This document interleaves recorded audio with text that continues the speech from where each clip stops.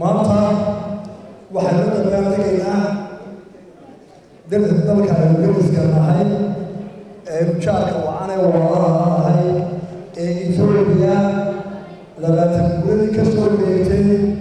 maalintii ay rigeen darbigii jabhadii xoreynta Liibiya la wareegay bulshada iyo taariikhda Ethiopia muddada 20 sanadood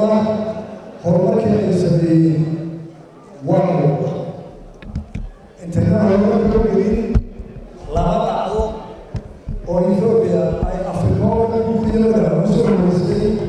ayay fursad mid waxa weeye dagaalkii Arwaa ee qarnigii hore Ethiopia Afrika magaca iyo guul iyo sharaf ku soo horeysay wuxuu noqday ciidankii madowga Afrika ama dowladda Afrika ee jabisa ciidan Yuruba oo dowladda Talyaaniga ee Mussolini fashistiga ahayd ka adkaaday kaasi oo noqday magaca iyo guul Ethiopia oo Afrika oo magaca maanta sanad guurada labaatanaad hareerada waxa ugu weynaa oo ay ku hambalyeynaa Ethiopia iyo shacbigooda doorashada loo doortay Dr. Theodoros agaasimaha guud ee caafimaadka ee shaqada gobolka Hirshabeelle waa markii ugu horeysay ee Afrikaan qof ka socda loo doorto jagada agaasimaha guud ee talabaad waxa guura Theodoros oo Afrikaan oo geeska Afrika ah inuu ka guuleystay tartamii ka socday dowladda Ingiriiska oo aan wada joogay gacankaas oo soo dhawaaday inuu cod ka qaaday dowladda Ingiriiska tartankeeda Afrika oo Yurub tibuad kayda iyo rawada iyo shaqo soo wada Afrika waxaan rajaynayaa inay dhalinyaro badan oo Afrikaan boosaskaas u kala gaari doonto guulaha soo kala soo hoy doonto waxaan rajaynayaa inuu kalabaad meelaha loo doorto noqon doono qofka dhashay Soomaaliland oo yahay hadii la hayo Theodoros wuxuu guul ka gaaray caafimaadka iyo horumarinta bulshada Ethiopia gaar ahaan wuxuu guul weyn ka gaaray oo caalami ah arrinta caafimaadka guud ee la gaarsiinayo deegaanka gaar ahaan inuu hoos dhigay dhimashada mubraaca iyo carruurta laba jirka yar caafimaadkooda ayaa lagu baray adduunka inuu guul ballaaran soo hoyay kaana aad iyo aad mahadcelinaya waxaan baranayaa qunsuliyadda halka joogta safaaradda halka joogta iyo hogaamiyahooda general ambassador baraha oo muddooyinka xisaan iyo dheeraada joogay waxaan ku hambalyeynaya inuu abuuray xiriir adag oo qoto dheer oo walaaltinimo oo isku kalsooni iyo horumarsho ah inuu abuuray labada dal si fiican isugu xidhana aad iyo aad baan ugu mahadnaqaynaa taariikhduna way xusi doontaa janaal baraka inta waxaan ku gudbayaa waxaan ku hambalyeynaa dowladda Ethiopia iyo xisbigooda EPRDF way adag tahay dowladaha Afrika oo toonka iyaga iyo laba saddex kale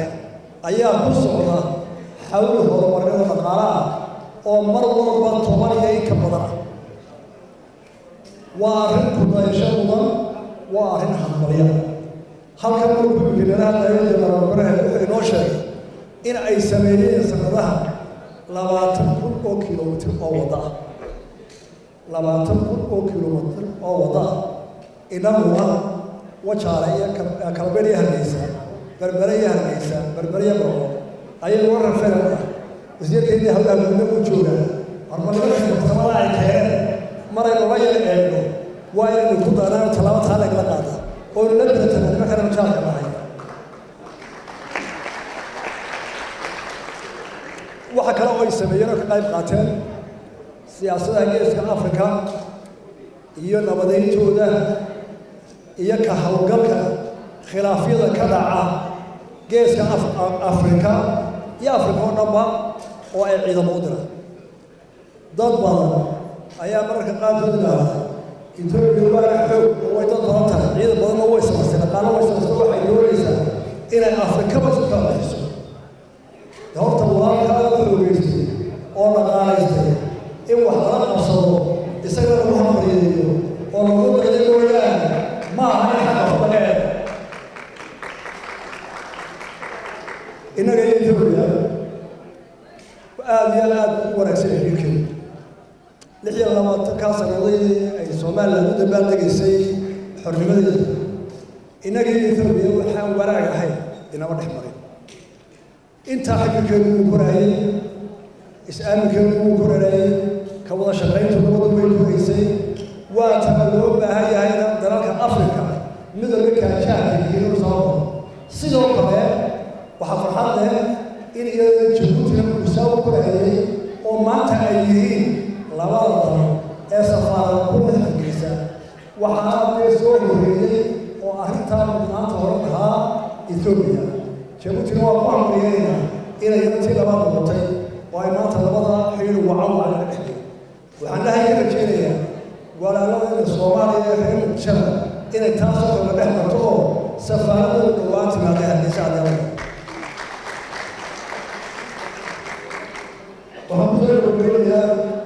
waxaan u rajaynayaa dowladda Itoobiya horumar nabad barwaaqo iyo inuu xiriir wanaagsan oo isu dheelitiran oo kalsooni leh oo waara oo dhalinyarada dambe u ayno inuu sii waara ma jecla waxaan ku riyoonayaa inay dhici doonto waadhow da'yarta laga dambaysa in marka loo kala safraayo